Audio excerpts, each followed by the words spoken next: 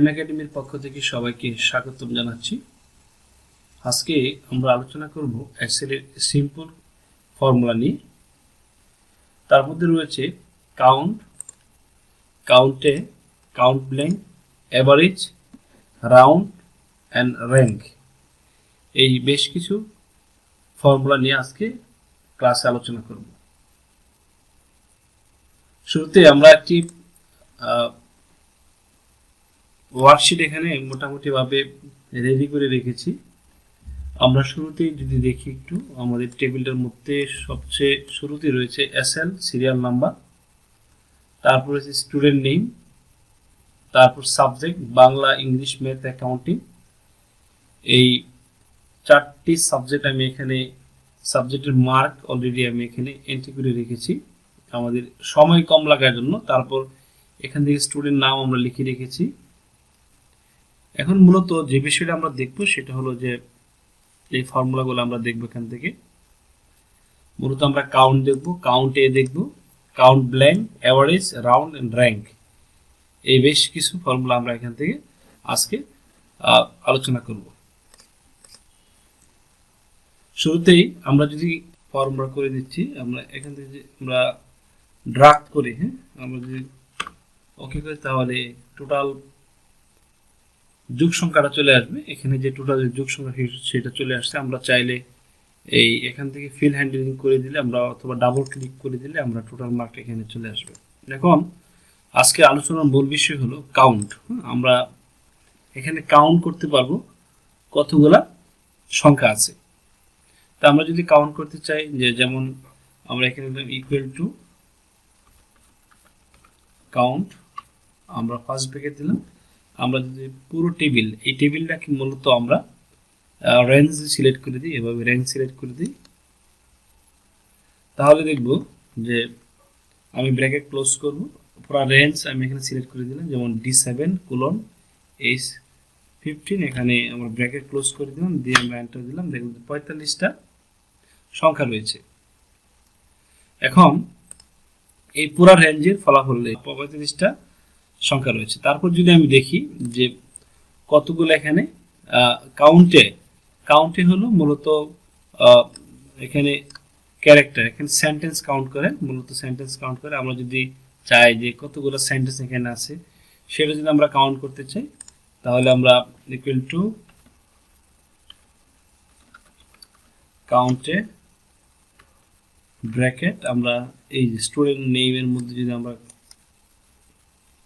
Range করে দিই, আমরা এখান থেকে এই রেঞ্জটা করে দেব। দেওয়ার পরে আমরা ব্র্যাকেট ক্লোজ করব, এন্টার দেব। দেখতে পাচ্ছি এখানে 60টা স্টুডেন্টের নাম রয়েছে। আমরা যদি চাই যে এইগুলো একজন স্টুডেন্টের নাম আমরা পরে বসাবো, আমরা দেখতে পাচ্ছি যে অটোমেটিকলি এখানে নামটা চেঞ্জ হয়ে 8 হয়ে গেছে, আগে ছিল 7। ওকে, তারপর আমরা যদি খেয়াল করি যে এখানে রয়েছে কাউন্ট ব্ল্যাঙ্ক। আমরা কাউন্ট ব্ল্যাঙ্ক আমরা কিভাবে করি, আমার এই রেঞ্জের মধ্যে বা এই টেবিলের মধ্যে কতগুলা ঘর ফাঁকা রয়েছে সেটা যদি আমরা কাউন্ট করতে চাই, তাহলে আমরা এই কাউন্ট ব্ল্যাঙ্ক দিয়ে আমরা করতে পারি সহজে। যেমন আমরা এখানে লিখলাম ইকুয়াল টু কাউন্ট ব্ল্যাঙ্ক, এই যে আমরা দেখতে পাচ্ছি অটোমেটিক্যালি এখানে চলে এসেছে। আমরা একটা ক্লিক দিলে, ডাবল ক্লিক দিলে এটা এখানে সামনে চলে আসবে। এখন আমরা এই পুরো রেঞ্জটুকুকে আমরা সিলেক্ট করব, আমার পুরো টেবিলের রেঞ্জটুকুকে আমরা এবার সিলেক্ট করে দেব। সিলেক্ট করে দেওয়ার পর আমরা এখান থেকে ব্র্যাকেট ক্লোজ করে এন্টার দিব। এন্টার দিলে দেখবো যে কাউন্ট ব্ল্যাঙ্ক রয়েছে একটি। আমরা দেখতে পাচ্ছি এইখানে একটি সেল খালি রয়েছে। আমরা যদি চাই মাঝখান থেকে আরো একটা সেল এখানে খালি করে দেবো, তাহলে দেখবো যে 2টা সেল ব্ল্যাঙ্ক রয়েছে। ওকে, আমরা তারপর হচ্ছে অ্যাভারেজ। আমরা জানি যে অ্যাভারেজ কিভাবে করতে হয়, ইকুয়াল টু অ্যাভারেজ আমরা যদি লিখি তাহলে এখানে অ্যাভারেজ চলে আসবে। আমরা যদি চাই যে এই সংখ্যাটুকু আমরা অ্যাভারেজ করতে পারবো। তারপর আমরা যদি চাই, এখানে আমরা দেখতে পাচ্ছি পার্সেন্টেজ আকারে রয়েছে। আমরা এখান থেকে পার্সেন্টেজটা উঠাই দেবো। এখান থেকে আমরা একটু যদি ফরম্যাট ছেড়ে যাই, যাওয়ার পর আমরা এখানে পার্সেন্টেজ রয়েছে, আমরা এখানে জাস্ট জেনারেল দিয়ে দিই। ওকে, আমার জেনারেল দিয়ে দিলাম, বাস আমার এখানে অ্যাভারেজ চলে এসেছে। আমরা জাস্ট এখানে ড্রাগ করে দিলে মোটামুটি ভাবে এই যে পুরো লাইনের অ্যাভারেজটা এখানে চলে এসেছে। আমরা যদি চাইতাম যে এখানে পুরো রেঞ্জের অ্যাভারেজ করব, তো সেটা আমরা করতে পারতাম। কিভাবে করব? ইকুয়াল টু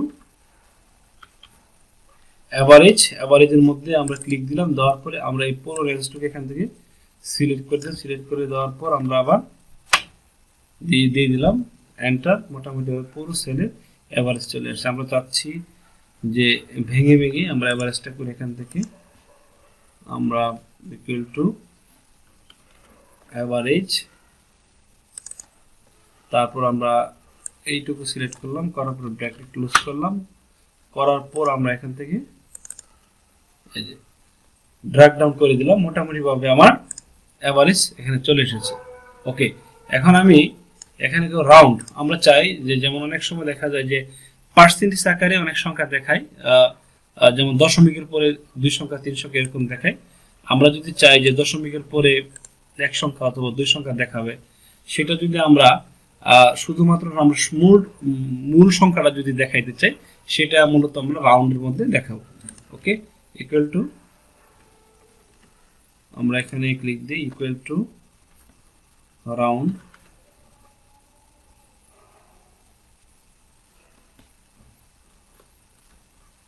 রাউন্ডের মধ্যে ক্লিক দিলাম।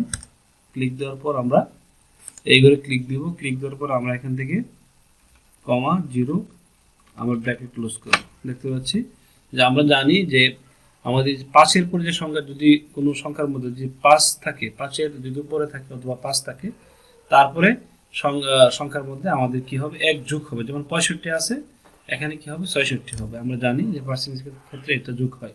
আমরা এটাকে ড্র্যাগ ডাউন করে দিলাম, এখন আমাদের মূল সংখ্যাটা চলে এসেছে। এখন আমরা যদি চাই র্যাঙ্ক বার করব, আমরা যদি চাই এই যে টোটাল মার্কের মধ্যে র্যাঙ্ক, 1 নাম্বার 2 নাম্বার 3 নাম্বার এরকম বের করব, তাহলে আমরা এখান থেকে সহজে র্যাঙ্ক বের করতে পারি। আমরা কি করব? ইকুয়াল টু র্যাঙ্ক, এই দেখতে পাচ্ছি র্যাঙ্ক চলে এসেছে। র্যাঙ্ক করার পরে আমরা